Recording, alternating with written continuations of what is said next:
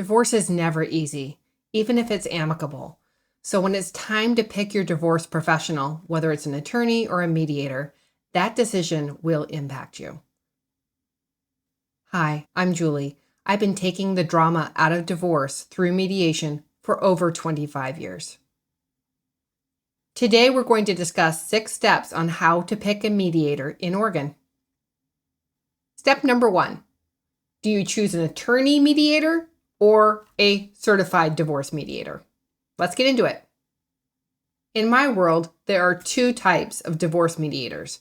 There's an attorney mediator and there's a non-attorney mediator. In the non-attorney category, we have former pastors, former counselors, and even certified divorce mediators. Let's take a look at what they all mean. A former pastor or a former counselor, it initially sounds really appealing because you know they're not going to put gasoline on the fire. And a certified divorce mediator sounds really legit. But here's the truth. In Oregon, there's no licensing requirement to call yourself a divorce mediator. So yes, a counselor or a former pastor may not be throwing gasoline on the fire, but that doesn't mean they know anything about divorce law. It doesn't mean they know anything about how to write up something to make it a legally binding contract. A certified divorce mediator simply means they paid a company to call them certified mediators.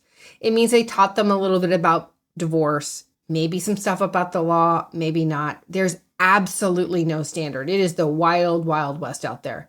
So it doesn't really mean anything. Just because they are certified means nothing. On the other hand, let's talk about attorney mediators. Well, are there bad attorneys in the world? Of course there are. But at least you're getting that minimum standard of they know how to put forward a petition to the court for dissolution. They know how to write up a general judgment of divorce so you're getting what you need. They know how to write a contract. They had to be able to pass certain basic minimums in order to pass the bar and therefore become licensed to practice in Oregon. So that's at least a threshold that you can meet with choosing a mediator as opposed to anybody else calling themselves divorce mediators. In my book, step number 1 is always, always, always, when choosing a divorce mediator, choose an attorney mediator. Step number 2 is make sure your divorce mediator really mediates divorces. Divorce is a very complicated subject matter. It requires extensive knowledge in the area of divorce. So what you don't want is an attorney mediator who mediates, but they don't really mediate divorce. You need them to know divorce. You need them to understand the ins and the outs and the intricacies. You also need to make sure they're only mediating. Why does that matter? Well, there are a lot of attorneys who are kind of tired of litigating in life and they're trying to parlay their practices into mediation.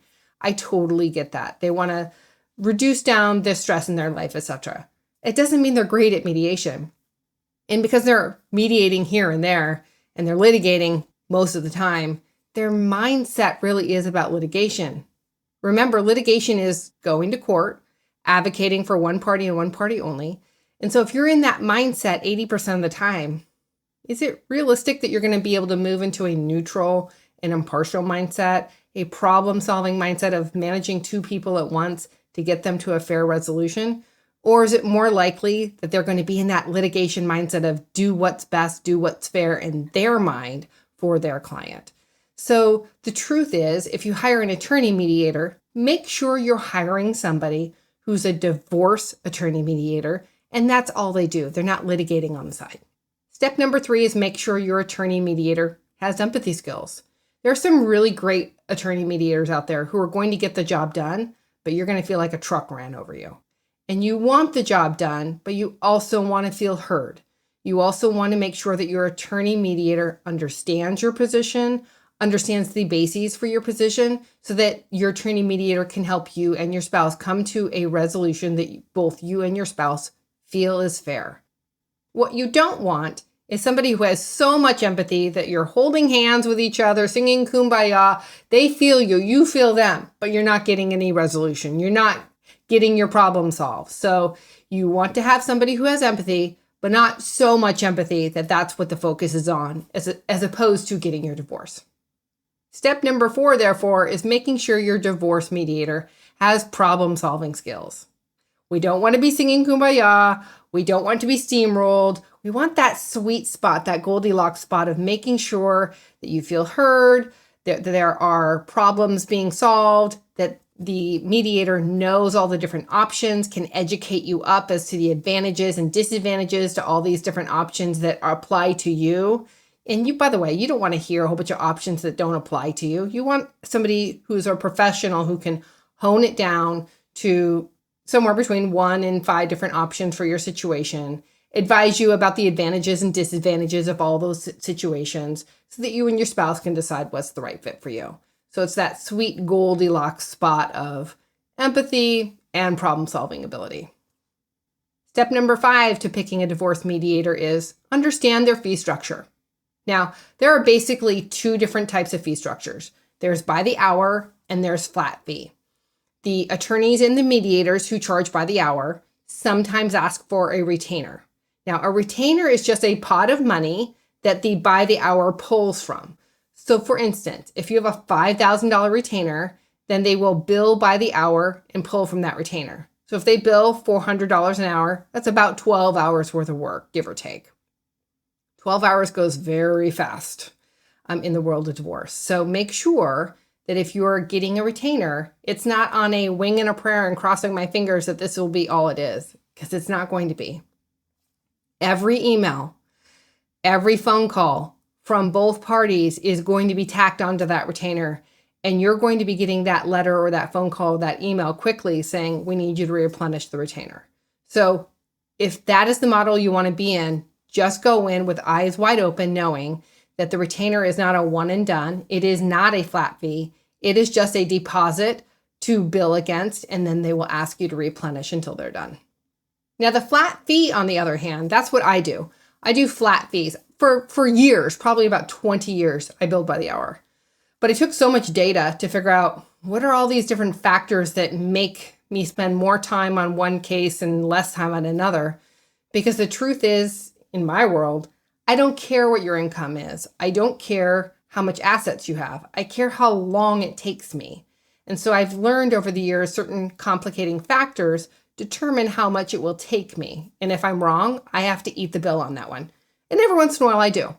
But for the most part, I'm usually right in the sweet spot of what was right for me in my time and what was right for my client's time. So I do a flat fee so that everybody knows that this is exactly what they're going to be billed from beginning to end. I even pay the court filing fees out of my filing fee so that you can know exactly how it's going to be with a cute little bow. Now, in my office, there are about 2 different fees that may come up. One is a specialized order for certain retirement accounts. It's about an $800 fee. I don't earn anything from that. We have to actually hire that out from a specialized divorce retirement specialist who's an attorney also.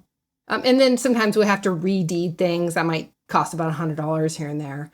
But otherwise, anything that we're doing is all included in that fee. And we take everything in our flat fee. We handle everything from beginning to end. So we take everything to court for you within that flat fee. Why is that important? Because if you do choose to use a non-attorney mediator, they can't take it to court. And so usually they have like agreements with other attorneys in the area who will take it to court for you for another flat fee. But then you need to know what that flat fee is so you can roll it in and decide what your total costs are. Your final step, step 6, is pick a mediator who's going to get you to a fair result. Not a fair result in his or her mind, but a fair result in your minds. The way I handle it in my practice is I want to educate you as to what options exist for you, inform you as to the advantages and disadvantages to each of you as to which options will impact you. And then you two decide what's fair. If you're on very different planes of fair, then I will use my mediator skills to help get you into the same realm of fair. And maybe it's that he gets fair on one thing and she gets fair on another, and overall it's fair. So make sure that you're talking to somebody who has empathy skills, isn't going to break the bank through talking through all those empathy skills, because it can take a long time if you just let somebody vent and vent and vent. So they know when to cut them off and know when to herd them in a particular direction. And then finally, making sure that it's legal, right? At the end, you want it fair and you want it legally binding so that this is a one and done and you're out the door so you don't ever have to revisit this again. If you have any questions, feel free to book a consult. The links are below.